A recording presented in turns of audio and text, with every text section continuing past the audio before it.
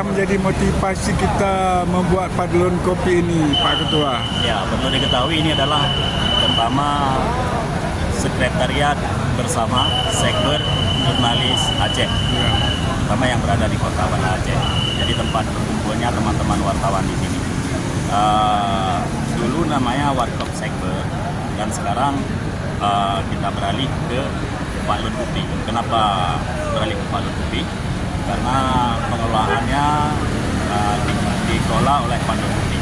Karena Padlon Kopi saat ini salah satu kopi yang memiliki cita rasa yang sempurna menurut kami, dan penikmat kopi mungkin lebih menikmati kopi racikan Padlon Kopi. Jadi ini kerjasama antara kedua belah pihak, antara saya sebagai owner dan Padlon Kopi sebagai pengelolanya.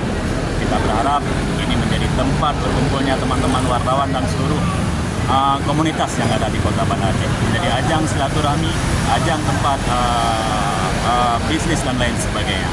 Kami berharap teman-teman mari mampir di Padlon Kopi Sekber Jurnalis, kita rasakan cita rasa kopi yang kopi Aceh yang asli.